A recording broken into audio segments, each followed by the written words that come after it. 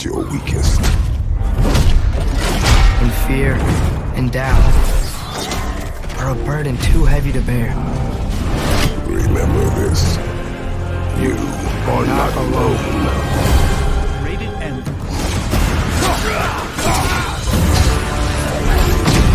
From a combat perspective, I always, and I still feel like the meat and potatoes of any God of War game is combat.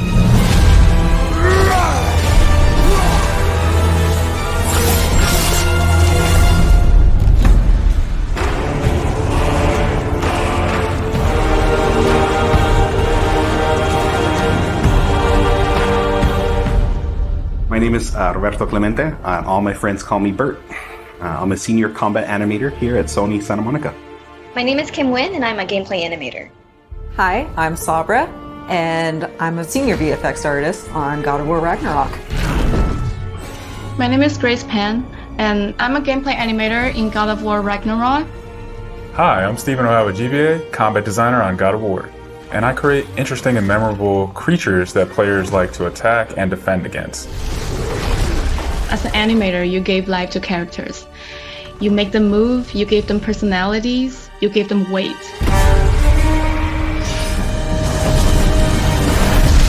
My role as a VFX artist is to put the power behind a move. You are in control of fire and earth and water and wind. Whether you are throwing your axe or on the receiving end of an enemy spell, VFX is what really gives the movement and the danger to every move that a character or enemy makes.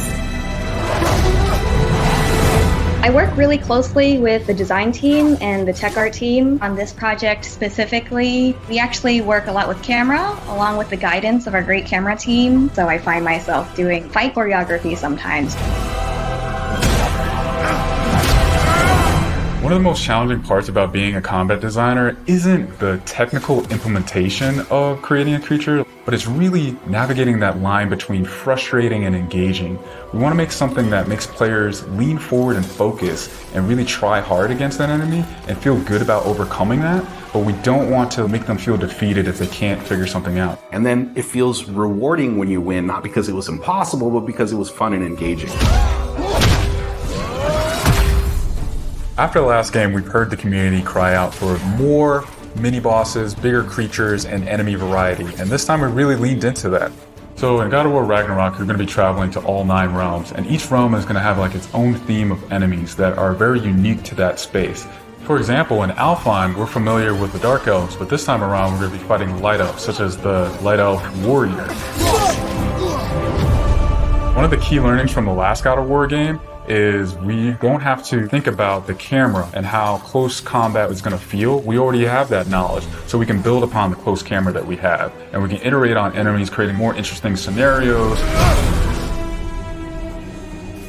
In the last game, Atreus was just starting to fight alongside Kratos, and he was learning from the Master Tactician. So in this game, he's trying to prove himself a little bit more, and we built upon those mechanics with him. The previous God of War, Atreus was still a kid, right? So he has a lot of dependency on his father. And for this game, you will see Atreus moving more independently on his own as a companion. In regards to VFX for Kratos, I think what the players really love is the powerfulness of it.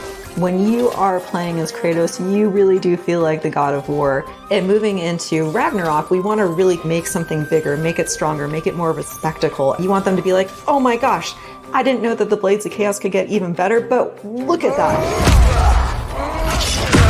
So as Kratos gets more powerful, he's going to have access to newer combos and newer abilities that will increase the combat depth of each weapon. For the Blades, one of the moves that I've really enjoyed from previous God of Wars is the combat grapple, and we're going to be bringing that with a new twist.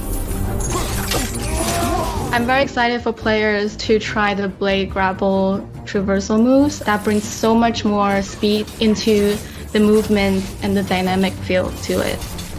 One of the ways we've expanded Kratos combat this time around is we've given more utility and choice to the shield loadout. If you are a parry person, you could really go for a shield that gears towards parrying.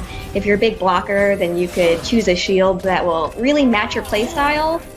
One new mechanic or element that I'm really excited about is these combo finishers. Building up the stun meter this time around is going to lead to different ways to basically decapitate the enemy.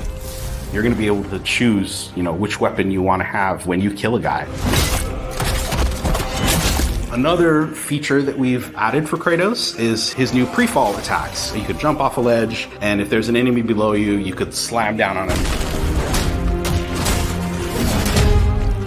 There's such an emphasis on verticality in some of these fights that it's super engaging. And as Kratos, now that you have so much mobility and that you can also take advantage of that verticality, I think it just adds such another interesting layer to a fight.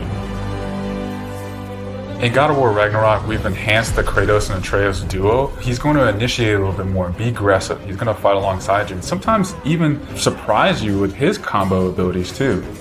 Some of the new expanded companion actions that you'll see Atreus do leverage the fact that he's older now, he's bigger now. And he's different from Kratos, so his magic has a different flavor. Not only that they fight side by side together, there are also a lot of mini games and player interaction moments. For example, like the puzzle systems and the set pieces. You definitely will see a lot more collaborations between father and son.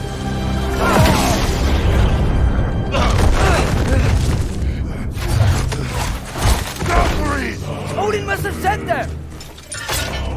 There's so much that goes into building a big set piece.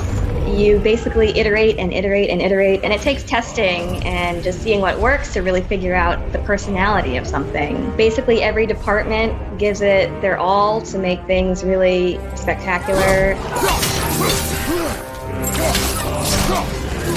There were a lot of different times that I would look back at God of War games just through the ages before 2018. There were so many amazing, huge boss fights and set pieces that it was a huge inspiration for me on my time on this project. For the old father! Our design philosophy for creating new and memorable enemies is basically making them a combat puzzle, similar to like chess, and focusing on the chess pieces. Each piece has its own theme and its own use. You need to be able to see what's happening in an instant and be able to react as the player. There's a couple of different ways that we go into making an attack very readable for the player. Sometimes we add a signature audio cue, or we'll add the different rings, such as what we did in the last game, that lets you know that this attack is unblockable, you need to dodge it. There's so many different ways that VFX really helps not just show what an enemy is about to do, but show who the enemy really is.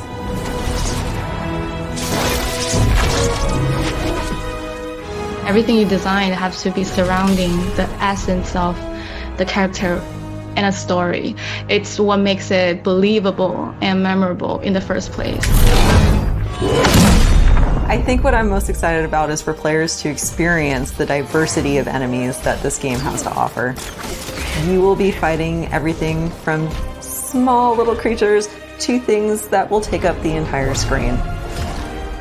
All of their designs run the gamut. I think each one looks so much different from the next one, and each of them have their own play styles and their own little fantasies that go into it. And so I think if you are really into Norse mythology, you'll be very interested to see how Sony Santa Monica has taken some of these creatures and interpreted them for God of War. Everything that goes into the game, there's emotion behind it and intent behind it, and by the time it gets to you, everything that you've seen that you're going to play and experience has been sweated over, bled over, tested, and is fun to play.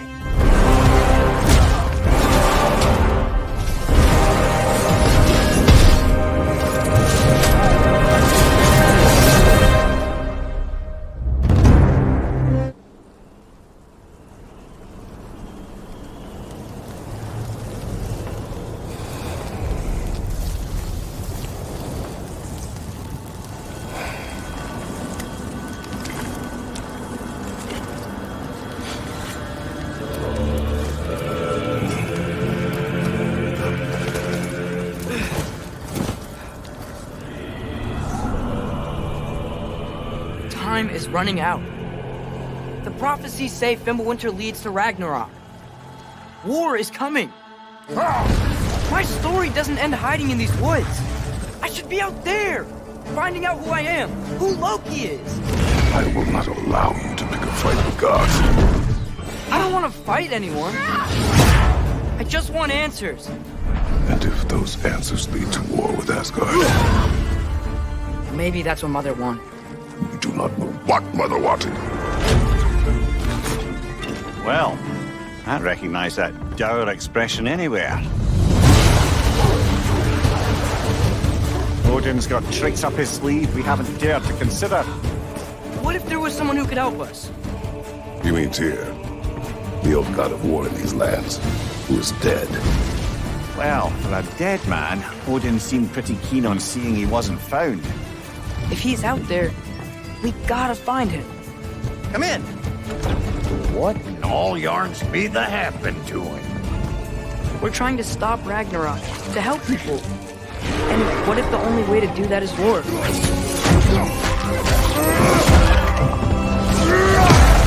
War is not the only way. Stop thinking like a father for a moment and start thinking like a general. No! You seem like a calm and reasonable person. Are you a calm and reasonable person?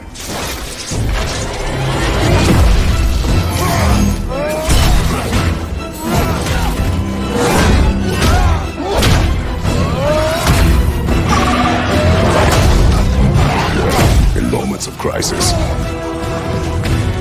panic does nothing. Harness it. Let it serve you.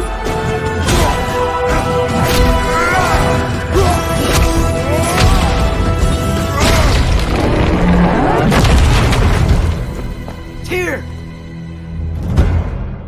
Are you coming with us?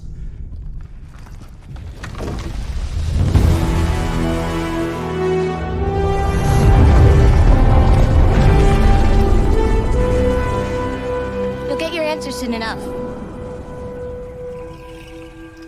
Well, some of them.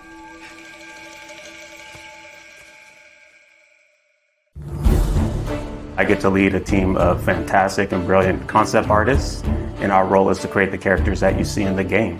That's everything from the main hero cast you see to the creatures, the gods, and monsters that you come across. The hope is that we get something that feels unique and stands up to the history and the legacy of what the God of War franchise has always done. I feel like from the first games, that was a similar approach that they were doing, and that's not always easy.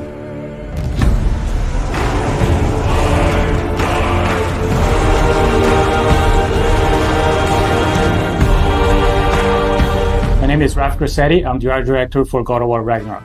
Hi, my name is Marissa Coppert. I am a character technical artist. Hi, my name is Angela Rico, and I am a senior character artist in God of War Ragnarok. Hi, I'm Della Longfish, and I am the lead of the character concept team at Santa Monica Studio. Come in! What in all yarns be the happened to him? As a character technical artist here at SMS, I rig most of the characters and props that you see throughout the world. As character artists, our job is to create 3D assets based on the beautiful concept art provided to us. We do this by making sure that the silhouettes on the models and the textures and materials stand out instantaneously. So when you see our characters on the screen, we want you to almost like them immediately or have a connection to them to some extent before even interacting with them. As art director, I get the chance to collaborate with all the departments in the studio, from narrative to viz dev, because we want to make sure the factions feel correct, all the races belong to where they're supposed to be, like all the realms have very specific characteristics about them to make sure it all fits within the God of War universe. Sorry, one more thing. Although, these are gifts I'm giving to you, so I shouldn't be sorry and you should be thankful. Anyways, here, please be careful. In the God of War 2018, we saw Brock and Sindri, and that was the tip of the iceberg of the Huldra. And in God of War Ragnarok, we actually get to go and visit Svartalfheim, where they're from, and a great part of that too is we want to make sure that we expand the cast. You know, we've just seen a little bit of what was represented, and that was something that we hadn't seen. Svartalfheim is a beautiful place. There's a lot of different biomes. You go from wetlands to mountain springs, and took a lot of inspiration from hot springs, from the minerals that you find, a lot of colorful minerals, a lot of resources. So the dwarves being the races that they are, we knew we wanted to play on that as well. So you see their influence on Svartalfheim on every corner. It's a realm where you're going to find a lot of water environments. There's quarries. It's a very industrial city. It's very organized, and you can see all the dwarves putting all the work into creating these great city where they live in. Knowing that they're blacksmiths, that was kind of reflected within their clothing. And you see that within the houses and every inch. We want to make sure that both the environments and characters had a cohesiveness that felt like every inch of it felt like it went together and was designed specifically by them. And again, that's something that we haven't seen in some of the other realms and is unique to this characters and their location. And the hope, it all goes together and creates a feeling within a realm that you're excited to see, feels unique, and really creates that sense of wonder where you want to go back.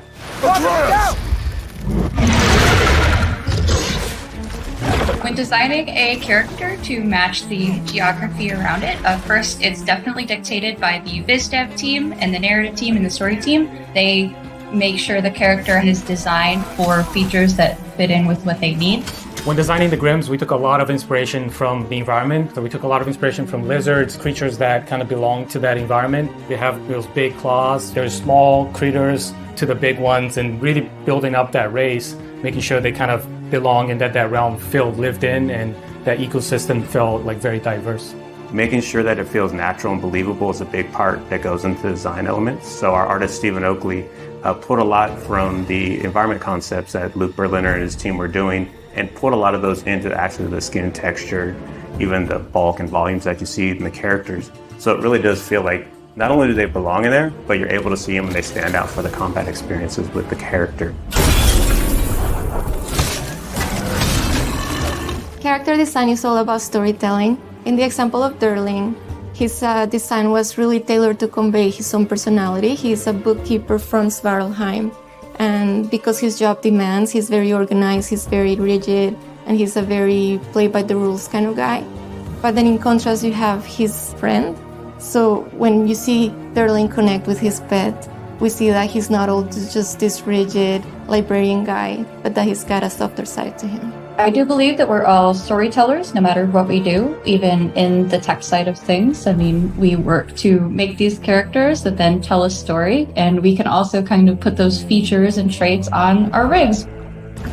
The prophecies say Fimbulwinter leads to Ragnarok. War is coming! Svartalfheim, the dwarves, working with different races from different realms, so definitely seeing Ragnarok and the impact of that into the realm, it puts them into this position that's very interesting to see which side they take and things that they're building. So as you go through the level, you find out a lot more about this race and the political situation that is happening while Ragnarok and Fimbulwinter is taking place. Hey, dwarves! Oh. They're, running away. One thing that our hope is with the cast of characters within every realm is not that it's just enemies there to kill you. We want to feel believable and that there's a wide world out there, but we want to kind of plant these seeds within any cast of the realm that there's more outside of what you're playing. And we want the fans to feel like they can go back and really visit those areas and want to go explore. If the geysers and smell here are worse because of Fimbulwinter, maybe the earthquakes are too? Aye. Going into Svartalfheim, I'm really excited for players to experience all the new races that lived in that realm, how they play. They play very different from anything we had before. There's wildlife, it's something that kind of goes unnoticed, but we took a lot of effort to make the realm feel believable. So there's a lot in Svartalfheim, a lot to explore. I'm really excited for Svartalfheim. It is a gorgeous realm. After looking through some of the cinematics and playing some of the cinematics and playing through some of the puzzles, I'm so excited how water plays such a big feature in that realm, and that is so cool. I'm most excited for fans to finally get to see how the dwarves live. Brock and Sindri were fan favorites in the last game, so I think that all the work that we've put into Svartalfheim is going to make all the other dwarves shine just as bright as the brothers did. The best part I have is turning on to YouTube and seeing all these call-outs and all the attention to detail that the fans pick up on. That's one thing that we keep in mind when we're designing characters, to make sure we do right by the fans. And knowing that all the work we put in will be seen and appreciated, that's not always the case, but our fans just get every little nook and cranny on that. And we love that, and we packed a lot of that in for this new cast, and we hope you guys get the same feeling with God of War Ragnarok.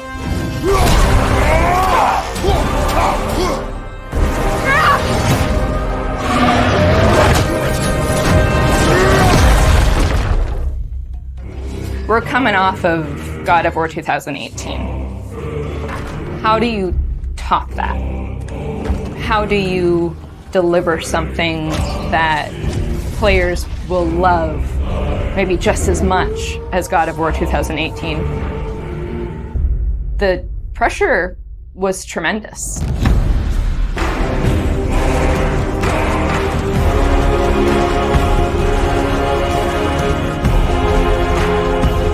My name is Ariel Angelotti, and I am the senior producer for narrative. My name is Richard Gobert.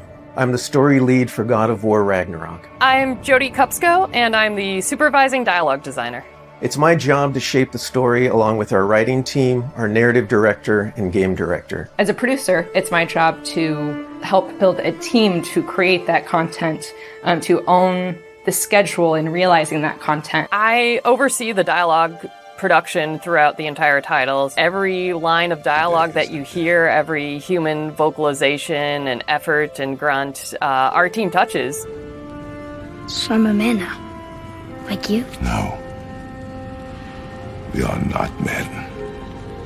We are more than that. The responsibility is far greater. In the story of God of War 2018, we find Kratos seemingly having turned over a new leaf in the Norse lands. He lives a quiet life, hidden in the woods with his wife Faye and their son Atreus. And the story starts with them mourning her death, and we learn that she made a final request before she passed away. She wanted them to spread her ashes from the highest peak in all the 9 realms. He's scared of being a bad father, a bad influence, and as a result, it's made him an absent father. His greatest fear is that he's passed that evil that's inside of him onto his son. You are too quick to temper. You are rash, insubordinate, and out of control. This will not stand. You will honor your mother and abandon this path you have chosen. It is not too late. They befriend Freya, who is an exiled Vanir goddess who used to be married to Odin. They meet Mimir, the self-proclaimed smartest man alive, who serves as their guide and their confidant. And they meet the Holdra brothers, Brock and Sindri, who are world-class weaponsmiths who end up their main source of upgrades and equipment. Now, among the enemies they make are the Aesir gods, whose leader is none other than Odin, someone we never meet in God of War 2018, but who casts a very long and dark shadow over the 9 realms. There are consequences to killing a god! Why? How do you know? How do you know? After many adventures, Kratos and Atreus end up fulfilling Mom's wishes, and over the course of that journey, they find out more about each other and about themselves, and finally find a common ground between them. They become the close family unit that Faye hoped that they would become. In God of War Ragnarok, we fast forward a few years, and little Atreus is now a teen, and they're back to hiding out in their home in the woods in Midgard. During the course of the previous game's events, they were forced to kill Odin's grandchildren, Magni and Modi, the sons of Thor. Thor does a lot of the lion's share of Odin's dirty work, and as a consequence, he's a very violent, unstable personality. At the end of the last game, they were also forced to kill Balder, the son of Odin and Freya, and that has its own set of consequences. He was a very powerful chess piece for Odin, one that Odin is incredibly bitter about losing. Freya has vowed vengeance against them for the killing of her son. Kratos and Atreus didn't want to kill him, they were friends with Freya, but Balder tried to kill her in front of them, and Kratos had no other option in the moment but to kill him to save Freya's life, even though it meant losing Freya's friendship. I will parade your cold body from every corner of every realm and feed your soul to the vilest filth in hell. That is my promise. He saved your life. He robbed me of everything.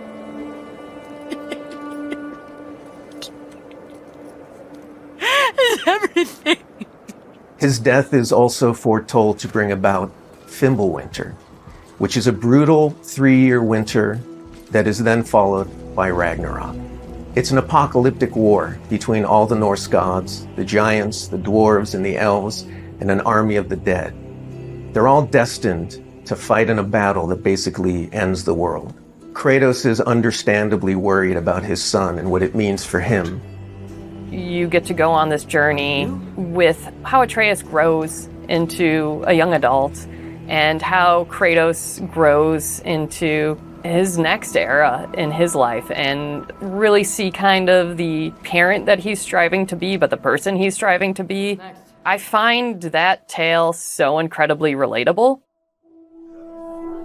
We had started shooting plenty of content before the pandemic hit. In fact, the week before we all went work from home, we were doing a shoot. I remember being on and off that set, running back to the office and having to talk to studio leadership about what was going down and how this was going to impact us moving forward. And those were trying times. For us, it was a very unique challenge because we had to bring in actors and we had to record them. And so we had to look at different ways of adapting our typical motion capture process and dialogue recording process so we can continue production and continue at the quality that we wanted for our players and our fans. We had some actors stand in for other characters, actors who were already, who were like core to one of the scenes, might just be able to play a background character in another scene to be able to avoid a situation where too many people were on set on any given day. We avoided compromising the story that we were trying to tell as a result of the pandemic and these limitations that we had to deal with. There were no cinematics that we changed. We still have the same characters in them in the final game. We just had to get a bit creative with how we shot the content. Our actor for Atreus, Sonny, is a teenage boy, and his voice changed dramatically throughout the several years on this title. I don't want to fight anyone. I just want answers. We had to go in and even out that performance so it sounds like it took place over a short period of time. That was a unique challenge on this one. The prophecies say Fimbulwinter leads to Ragnarok. War is coming. Whether the Norse saga was going to be a trilogy or just 2 games was something we debated a lot. There were obviously pros and cons for either approach. So we waited for Cory Barlog to weigh in, and he did, and he said, let's do it in 2. The consequence to that is, how do you wrap up this story in one game and do Ragnarok justice? How do we lead up to that and then have a big moment at the end of the game and wrap up all those loose threads? This game is bigger than what we initially envisioned. There's a lot of important story moments that we needed to cover. There are more characters that we follow the threads of. And ultimately, it ends up feeling big and epic because there is a lot there for people to enjoy. I am very excited for folks to see this final chapter. A lot happens. We put our characters through the ringer, but we also bring them closure and we provide answers to a lot of the questions the first game posed. Just all of the new combat that we're doing and the new interactions. There's a lot of stuff that's happening in this title that I think people are going to have fun with. We all have our own personal Ragnaroks to deal with. And this story is about how you process that, how you own it, and how you make it a part of yourself and grow from it.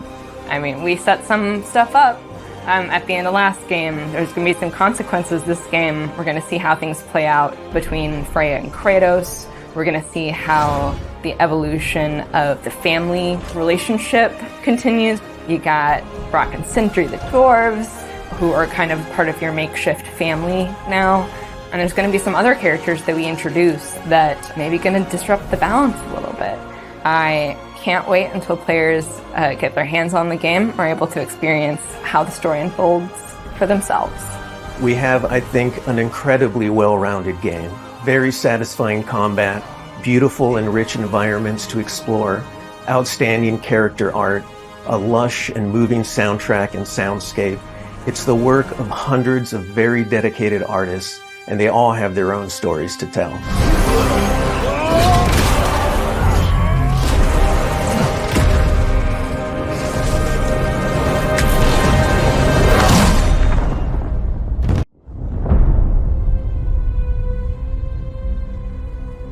Everyone keeps secrets.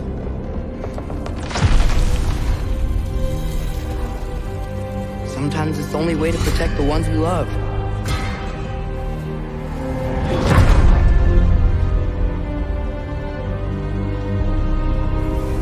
I know you. God Killer. What is it you want from me? Is it a god of war you came to find? You don't really want war, do you, Kratos? All that blood on your hands? On your son's hands? What is it you will not tell me? I can't talk about it, but I just need you to trust me. We follow your every whim. But you don't believe in any of it. And still I follow. Because all that matters is that you are safe. But that's not all that matters. Who's keeping you safe? I do not need you to protect me. You sure about that? Pretender God! For the old father! Death can have me when it earns me.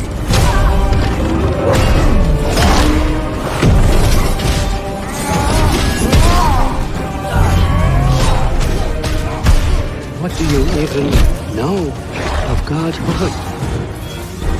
In your lifetimes, has anyone ever worshipped you? Ever prayed to you? Can you even imagine that kind of love? No! You don't care about anything beyond yourself. Beyond the monster who kills without cause.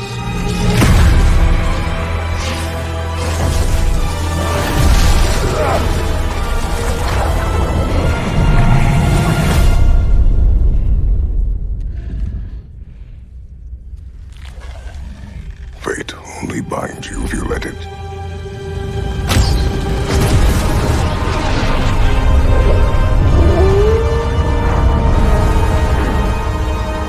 Do what is necessary. Not because it is written.